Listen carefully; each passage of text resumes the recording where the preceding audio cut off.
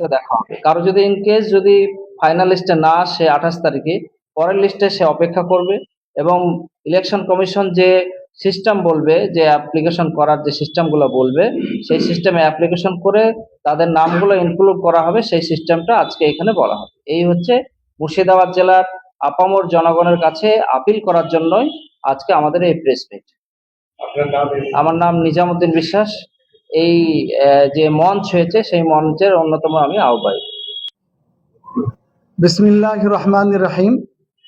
আজকে মিল্লি ঐক্য মঞ্চের যে সমস্ত লিডাররা এখানে উপস্থিত হয়েছেন, প্রিন্ট মিডিয়া এবং সোশ্যাল মিডিয়া এবং গোটা পশ্চিমবঙ্গের জাতি ধর্ম নির্বিশেষে, বিশেষ করে আমার মুর্শিদাবাদবাসীকে আমাদের এই ঐক্য মঞ্চের পক্ষ থেকে আন্তরিক শ্রদ্ধা, সালাম এবং শুভেচ্ছা জ্ঞাপন করে কয়েকটি আপনাদের সামনে কথা, আমাদের বিভিন্ন মিল্লি লিডাররা কথা আপনাদের সামনে রেখেছেন। খালি এতটুকু আপনাদের সামনে বলবো যে আগামী 28 তারিখে চূড়ান্ত লিস্ট ঘোষণার কথা পূর্বে থেকেই হয়ে আছে। সেদিন যদি ঘোষিত হয় এবং দেখা যেতে পারে যে কিছু লোকের নাম আসেনি, বাদ পড়েছে, তো সঙ্গে সঙ্গেই তাদের কাছে অনুরোধ যে হতাশাগ্রস্ত হবেন না, নিরাশ হবেন না এবং ভেঙে পড়বেন না। প্রথমত আপনাদের কাছে বলবো যে চলমান সরকারের আধিকারিকেরা কাজ করছেন।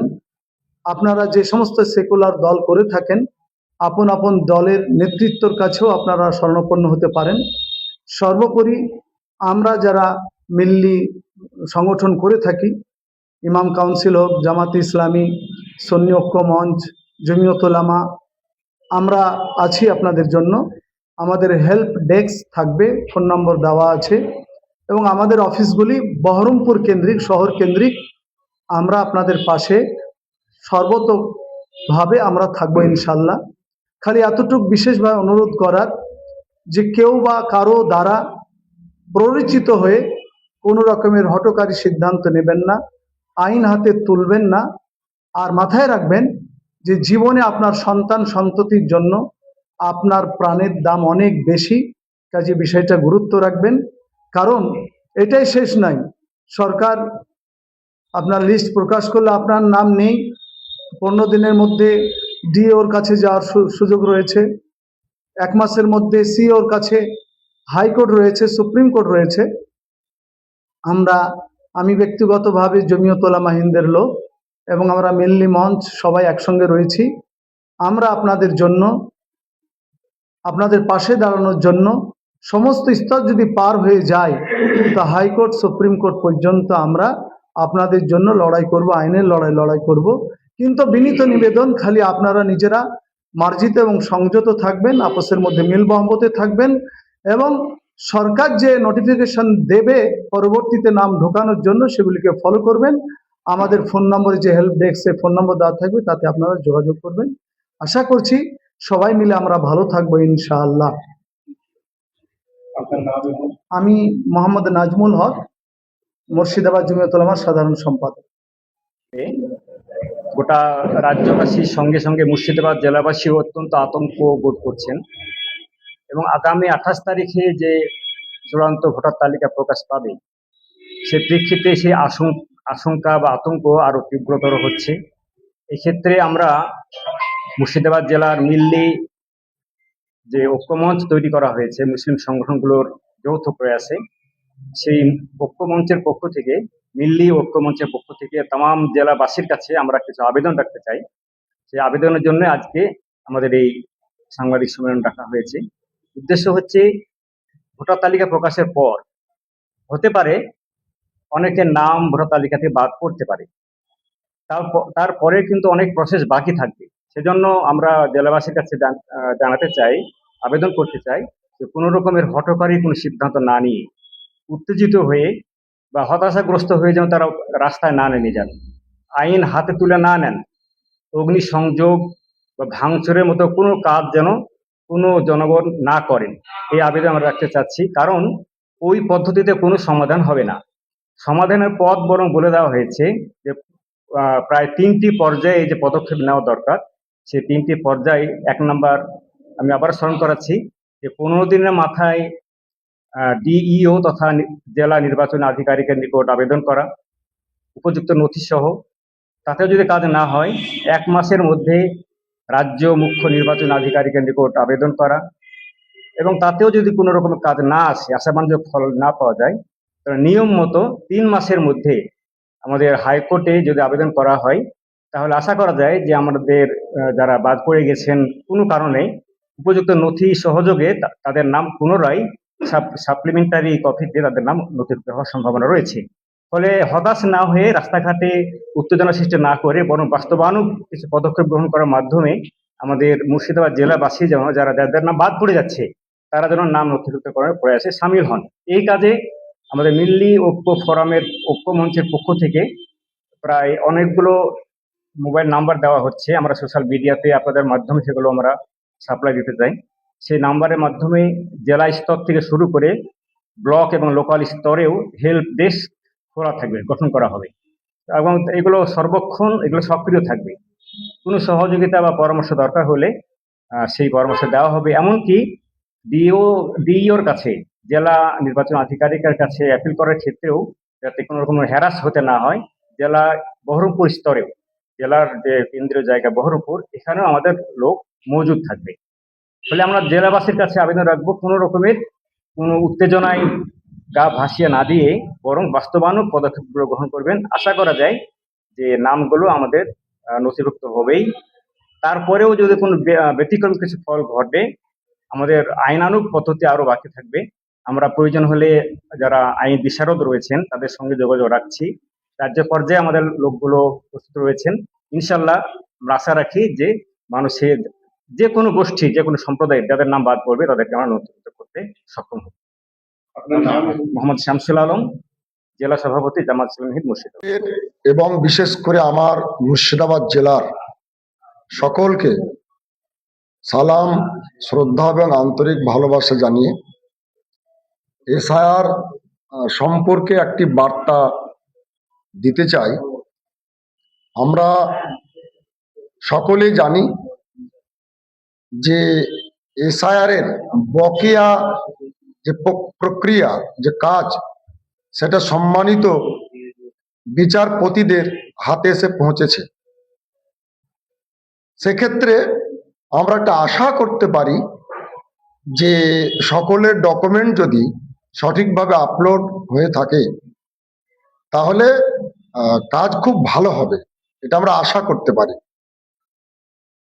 এরপরেও যে কোনো কারণেই হোক না কেন, আগামী 28শে ফেব্রুয়ারি যে ফাইনাল ভোটার লিস্ট পাবলিশ হওয়ার কথা আছে, বের হওয়ার কথা আছে, সেটা যদি হয় আর ওই লিস্ট থেকে কারো নাম যদি বাদ চলে যায়, কারো নাম না থাকে, তাহলে আমার পক্ষ থেকে, আমাদের পক্ষ থেকে, সকলের পক্ষ থেকে, মিল্লি ঐক্য মঞ্চের পক্ষ থেকে এবং বিশেষ করে সুন্নি ঐক্য মঞ্চ আমার সংগঠনের পক্ষ থেকে সকলের কাছে বিনীত আবেদন থাকবে যে আপনারা হতাশগ্রস্ত হবেন না, আতঙ্কিত হবেন না, উত্তেজিত হবেন না, আবেগী না হয়ে বিবেকী হবেন।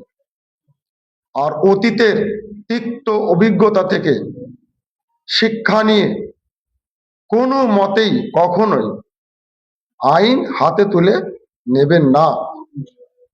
যদি কারো নাম ওই লিস্টে না থাকে তাহলে নির্বাচন কমিশন যে গাইডলাইন দিয়েছে এবং রাজ্য সরকার যে গাইডলাইন দেবে এবং আপনাদের যে সমস্ত সেকুলার দলগুলি রয়েছে তারা যে সুপরামর্শ দেবেন, তারপরে ইমাম সংগঠন থেকে অন্যান্য যত স্বেচ্ছাসেবী সংগঠন রয়েছে তাদের পক্ষ থেকে যে সমস্ত সুপরামর্শ দেবেন, প্রয়োজন হলে আইনজীবীদের আপনারা পরামর্শ নেবেন।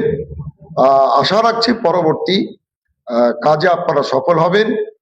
আমরা আশা করি যে ভারতীয় প্রকৃত যিনি নাগরিক, যিনি বৈধ নাগরিক, কোনো মতে ভোটার লিস্ট থেকে তার নাম বাদ পড়ার কথা নয়।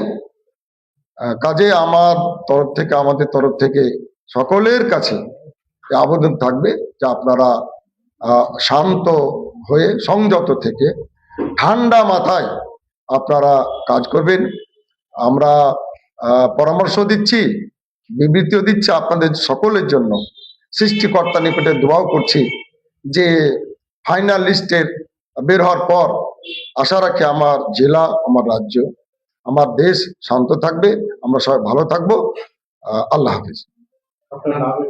মুফতি মোহাম্মদ আলিমউদ্দিন রেজভী, জেলা সভাপতি, সুন্নি ঐক্য মঞ্চ। সম্মানিত জেলাবাসী, রাজ্যবাসী এবং এই বক্তব্য যারা শুনবেন, দেশের সমস্ত মানুষকে সামনে রেখে দু একটি কথা, বিশেষভাবে মিডিয়ার সাংবাদিক বন্ধুদেরকে মাধ্যমে এই কথাটি সম্প্রচারিত হবে। এসআইআরকে কেন্দ্র করে আমাদের জেলার একাধিক মুসলিম সংগঠন ঐক্যবদ্ধ হয়ে দু একটি কথা সামনে রাখছে, আমি তার একটি অংশ। বিষয় হচ্ছে 28 তারিখে আমাদের ভোটের একটি তালিকা বেরোবে, আমরা সকলে জানি। তার পূর্বে একটি কথা হলো, এসআইআর ভারতবর্ষে এটা প্রথম হচ্ছেন, এর পূর্বেও হয়েছে, কিন্তু এবারের এসআইআরকে কেন্দ্র করে বিভিন্ন যুক্তিতর্ক হচ্ছে এবং পক্ষে বিপক্ষে বিরাট বড় মতামত তৈরি হয়েছে। কারণ এবারের এসআইআরে এমন কিছু নতুন জিনিস এসে পৌঁছিয়েছে যুক্তিতর্কের নামে, যেটা অতীতে কখনো আমরা দেখিনি বা হয়নি। ফলত এই এসআইআরকে কেন্দ্র করে অনেকগুলো কেস কাবারি হয়েছে সুপ্রিম কোর্টে। বর্তমানে সুপ্রিম কোর্টের সম্মানীয় বিচারক মহোদয়বৃন্দ তাদের রায় দিয়েছেন এবং রাজ্যের সম্মানীয় বিচারপতি হাইকোর্টে তাদেরকে নিযুক্ত করেছেন এবং জেলার যারা এই সঙ্গে যুক্ত বিচার ব্যবস্থার সাথে সম্মানীয় বিচারক মন্ডলীদেরও যুক্ত করেছেন। কারণ একটি বিরাট বড় সমস্যা তৈরি হয়েছে, সেই সমস্যা সমাধান করার জন্য। সুতরাং সমস্যা হচ্ছে এসআইআরকে কেন্দ্র করে ভোটে লিস্টে আমাদের নাম আসা এবং না আসা। 28 তারিখ অনেকের নাম আসবে আমরা আশা করছি, হয়তো বা কারো কারো না আসতেও পারে। তাহলে সেই যেগুলো বাদ গেল তাদের আমরা কিভাবে তুলবো, এটা আমাদের মূল লক্ষ্য। সেখানে সাংবাদিক থাকবেন, থাকবেন বিচার ব্যবস্থা, থাকবেন বিভিন্ন পলিটিক্যাল দলের সদস্যবৃন্দ, থাকবো আমরা বিভিন্ন সোশ্যাল সংগঠন যারা করি নেতৃত্ববৃন্দ, এই সমস্যাকে রিকভার করার জন্য, সমস্যার সমাধান করার জন্য। সুতরাং সমস্যা এবং সমাধানটা আমাদের 1 নম্বর উদ্দেশ্য হবে। বাকি লিস্ট বেরোনোর পরে, আগে অনেক বক্তারা বললেন, আমরা যেন এই সমস্যাকে কেন্দ্র করে নতুন কোনো সমস্যার জন্ম না দিই, আমরা যেন কিছু ভুল পদক্ষেপ না নিই। সেটা আন্দোলন যদি হয়, সেটা আন্দোলন হবে একদম সুন্দরভাবে গণতান্ত্রিক পদ্ধতিতে, যেটা হবে সেটা সমস্ত কিছুকে সামনে নিয়ে সুন্দর পদ্ধতিতে হবে। ফলে আমরা আপনাদের কাছে মেসেজ দিতে চাইছি এটাই, লিস্ট বেরোনোর পরে অনুগ্রহপূর্বক মনে রাখবেন, কেউ আতঙ্কিত হবেন না, হতাশাগ্রস্ত হবেন না, যে নতুন কোনো সমস্যা সৃষ্টি যেন হয়ে না যায়, সেটা বিনীত অনুরোধ রাখছি, আপনারা সকলে খেয়াল রাখবেন। সমস্যা হলে আমরা সম্মিলিতভাবে প্রচেষ্টা দিয়ে সমাধান করব। আর এই সমাধান ইনশাল্লাহ আমাদের প্রত্যেকটি ভোটার, সুনাগরিক যারা, তারা ভোটের সঠিক অধিকার ফিরে পাবেন। যারা দেশের নাগরিক, একজনও বাদ যাবেন না। তার জন্য সমস্ত স্তরের মানুষ আমরা সেই প্রক্রিয়ার সঙ্গে যুক্ত থাকবো, যুক্ত আছি এবং আন্দোলন লড়াই চালিয়ে যাবো আশা রাখছি। এই বলে আমার কথা শেষ করলাম। আমি মোহাম্মদ মাইনুল ইসলাম, অল বেঙ্গল ইমাম মুয়াজ্জিন অ্যাসোসিয়েশনের চেয়ারম্যান।